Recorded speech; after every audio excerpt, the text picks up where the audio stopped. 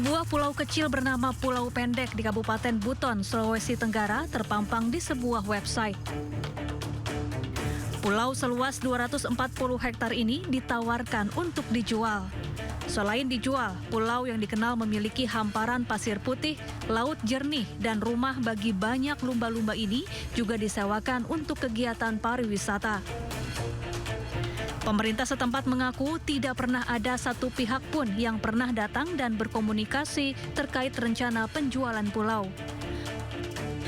Wakil Bupati Buton menegaskan pulau ini merupakan tanah adat warisan leluhur dan tidak diperjualbelikan.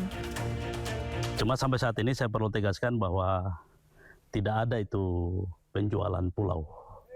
Karena pulau ini yang namanya pulau mau dijual beli itu ya harus ada administrasinya. Pasti pemerintah desa juga tahu, pemerintah kecamatan tahu. Tapi sampai hari ini pemerintah desa jangankan dihubungi, melihat pun orangnya itu tidak pernah. Pun demikian kita tentu tidak boleh membiarkan juga isu itu berkeliaran.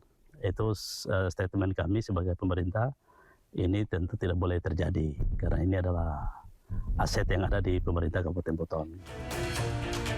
Pemda Buton kini menelusuri pemasang iklan online. Sementara itu, Pemda setempat dan Kementerian Pariwisata sebelumnya telah berencana mengembangkan potensi wisata di Pulau Pendek. Dari Buton, Sulawesi Tenggara, Andi Eba, iNews melaporkan.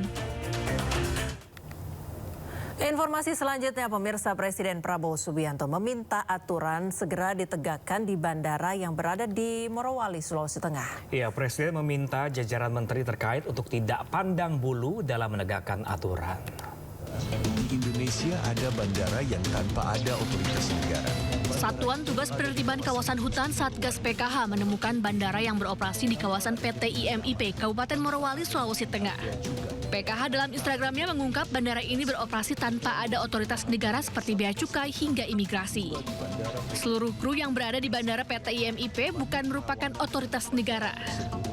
Presiden Prabowo langsung meminta jajaran menterinya untuk menindak tegas bila ada pelanggaran aturan dalam operasional bandara ini. Arahan Bapak Presiden kepada kami sebagai Satgas dan sebagai Menteri SDM adalah tegakkan aturan.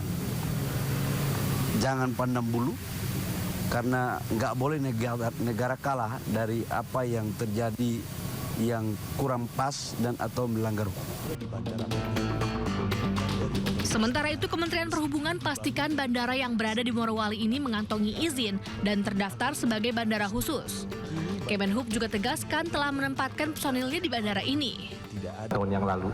Nah, saya Morowali kemarin kami sudah menempatkan beberapa personil di sana dari bea cukai, dari kepolisian, dari Kementerian Perhubungan sendiri sudah ada dirjen otoritas bandara ke sana, termasuk hewan dan lain-lain. Jadi kami sudah turun ke sana. Itu terdaftar. Nggak mungkin bandara itu tidak terdaftar. Bandara IMIP dikelola oleh pihak swasta. Bandara ini berlokasi di Desa Fatuvia, Kecamatan Bahodopi, Morowali, Sulawesi Tengah. Tim Liputan iNews melaporkan. Ya, sementara itu TNI Angkatan Udara memastikan tidak ada pesawat asing yang mendarat di bandara ilegal di Morowali, Sulawesi Tengah. TNI AU juga telah mengerahkan personil untuk mengamankan dan memantau aktivitas bandara. Ya, sampai saat ini memang tidak ada juga ya dari luar negeri, tidak ada memang sampai saat ini. Jadi kami juga memantau bahwa pergerakan pesawat di sana memang belum ada yang dari luar negeri ya. Jadi memang dari intern saja. Nah, ke depan kita belum punya rancangan ke sana, tapi artinya TNI Angkatan Udara selalu memantau ya pergerakan pesawat yang masuk wilayah, apalagi itu wilayah pesawat-pesawat dari luar negeri. Jadi apabila pesawat itu tidak mempunyai perizinan dan lain sebagainya, tentu Angkatan Udara itu akan melakukan tindakan. Tapi selama ini di sana itu belum ada pergerakan-pergerakan dari pesawat asing. Kita beralih ke informasi lain, pemirsa. Suami Ira Puspadewi, Zaim Uhrowi, mengaku belum tahu kapan istrinya akan keluar dari rumah tahanan KPK usai menerima rehabilitasi dari Presiden RI Prabowo Subianto. Zaim menyampaikan terima kasih kepada Presiden Prabowo yang telah menyetujui rehabilitasi atas perkara yang menjerat istrinya. Kondisi Ibu di dalam gimana Pak? Baik.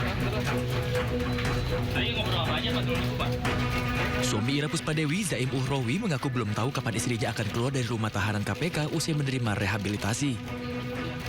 Namun ia mengatakan jika Ira mulai mengemasi barang-barangnya. Sudah ada konfirmasi kalau bakalan keluar hari ini Ibu Ira. Zaim pun menyampaikan terima kasih kepada Presiden Republik Indonesia Prabowo Subianto yang telah menyetujui rehabilitasi atas perkara yang menjerat istrinya. Keluar harinya tuh.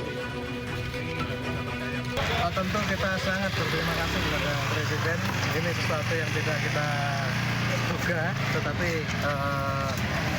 betul-betul kita terkejut dan Presiden memberikan itu sesuatu yang tidak kita duga sampai sangat-sangat berterima kasih. Sementara itu terkait rehabilitasi kepada 3 terdakwa, juru bicara KPK Budi Prasetyo mengatakan berdasarkan informasi yang diterima pihaknya, surat keputusan tersebut akan dikirim hari Jumat 29 November 2025. Dari informasi yang kami terima per malam ini, bahwa surat keputusan terkait dengan rehabilitasi pada perkara ASDP, informasinya akan dikirimkan ke KPK pada besok hari. Jadi mari kita bersabar, kita tunggu surat tersebut, karena memang KPK membutuhkan surat keputusan ini sebagai dasar untuk proses tindak lanjut atas rehabilitasi. Diketahui ex-dirut ASDP Ira Puspadewi menerima rehabilitasi bersama Yusuf Hadi, mantan Direktur Komersial dan Pelayanan, serta Hari Muhammad Adi Caksono selaku mantan Direktur Perencanaan dan Pengembangan. Ira Puspadewi diberikan rehabilitasi setelah divonis 4,5 tahun penjara karena disebut korupsi dan rugikan negara sebesar 1,25 triliun rupiah. Tim Liputan, A-News melaporkan. Pemirsa, Michael Sinaga melaporkan Ketua Umum Jokowi Mania Andi Azwan ke Polda Metro Jaya. Ya, dalam laporannya Michael membawa Roy Suryo sebagai saksi kunci. Andi Azwan dilaporkan karena menuding Michael sebagai wartawan palsu dalam sebuah program talk show di stasiun TV swasta. Michael juga melaporkan konten kreator Laurentius Irjanbu yang diduga membangun narasi melalui platform digital dengan menyalahgunakan data Dewan Pers. Kedua ini dilaporkan dengan dugaan pasal pencemaran nama baik, fitnah ITE, dan penghinaan terhadap golongan profesi wartawan. Selain barang bukti, Michael Sinaga juga membawa saksi kunci Roy Suryo yang hadir dalam talk show ketika ucapan itu terjadi. Saya memutuskan untuk melaporkan Andi Azwan dan Irjan Laurentius Irjanbu ke Polda Metro Jaya. Soal pasalnya apa nanti kita akan lihat kepada penyidik di dalam, ya, kepada pihak SPKT di dalam untuk memberikan saran-saran, masukan, dan kepada kuasa hukum saya serahkan. Tidak mendengar langsung, hanya mengalami masukan-masukan dari orang-orang lain. Saudara Mike benar, dan saya selaku saksi, saya melihat dengan mata kepala sendiri, mendengar dengan telinga saya sendiri. Jadi clear betul, saya ada di situ.